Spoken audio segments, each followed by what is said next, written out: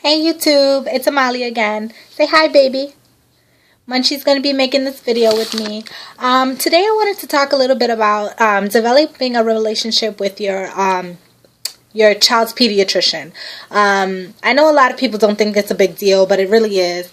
You probably want to get a pediatrician that loves what they do, has no problem with, giving out their personal information, like cell phone, email address, just in case of an emergency. If at any time, your child falls and gets a bruise and you want to just clear it, make sure maybe you should go to the hospital or something, run an email by them. If they have a problem with that, I wouldn't choose that pediatrician, but that's just me.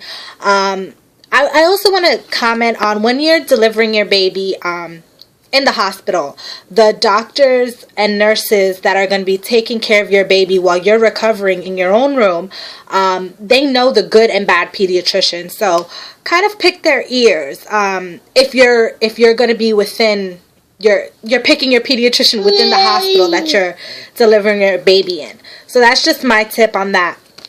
If you choose to allow your child to go to daycare, like let's say you're not going to be a stay-at-home mom, you have to go back to work, that's fine.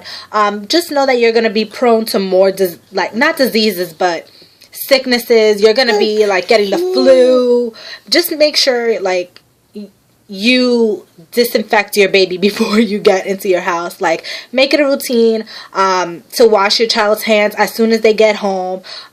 Take off their daycare clothes as soon as you get home, because you don't want to put your baby in their crib while you cook dinner in their same clothes, because all the bacteria and germs that they're on their clothes is now in their crib and is going to become infecting the rest of your home. So that's just one tip. My siblings go to daycare, and what are you doing? My siblings go to daycare, and my mom and my stepdad always have like this new sickness. Like my mom had it's called walking feet lumps, and like the little witches have the boils on their face. They had it all over their hands and feet. So just know you're gonna be around way more. You're going to be sick a lot more. So you want to pick a good pediatrician that knows all the sicknesses and all those things before you get it. So maybe you can learn to prevent it.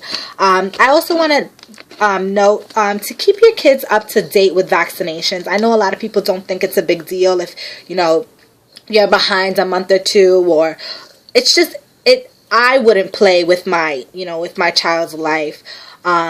If at any time, you have a newborn and you're a little bit behind, let's say you want your baby to get a flu shot. Your baby can't get a flu shot if they're behind. Okay, flu shot, I think your kid has to be like 6 or 7 months old. If you're behind on shots and you only have 3-month-old shots, your baby can't have the flu shot, even though they're older than 6 months. So that's just my tip. Stay vaccinated, stay up to date.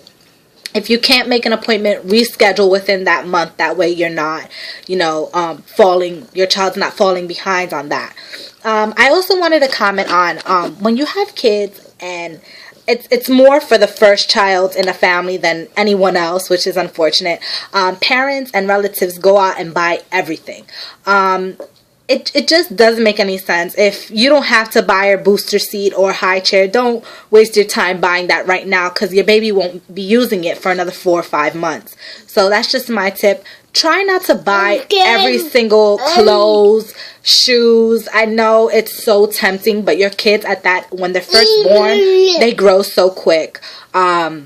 If you want to buy it, just buy it in a bigger size. That way that they can wear it later.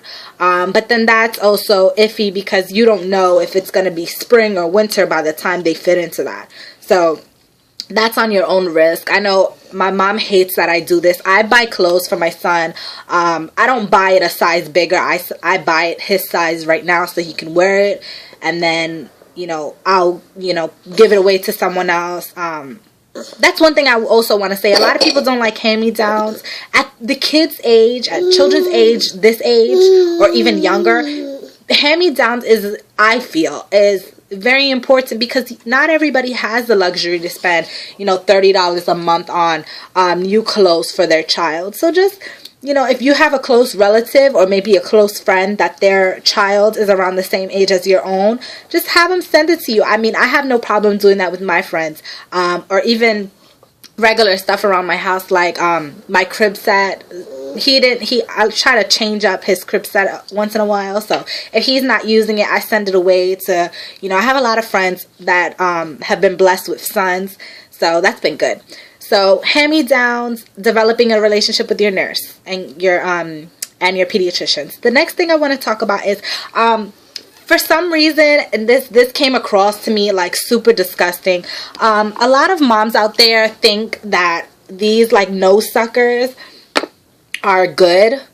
Please don't buy these for your kid. I mean, I got this just for the video, just so that I can like spread awareness. This or the regular blue one with no cleaning top, even though this opens to clean, they still build mold inside, and every time you squeeze it to suck out boogers out of your baby's nose, they're inhaling mold. So please don't buy that. Please don't get that. Just stick with the boogie wipes. They smell really good. Like, you can buy them in like scents. This one is grape.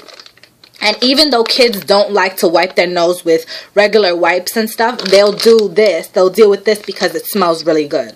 And I don't know, it has like, they have like a Vicks flavor, so it makes your nose, the child's nose, run quicker, so you don't have to suck. Use the sucky thing. The vapor scent will like kind of bring it down for you. So these are just my tips again. They're not like, I'm not a professional or anything. I'm just a regular mom trying to spread my awareness. Do you want to say hi, baby? Hi.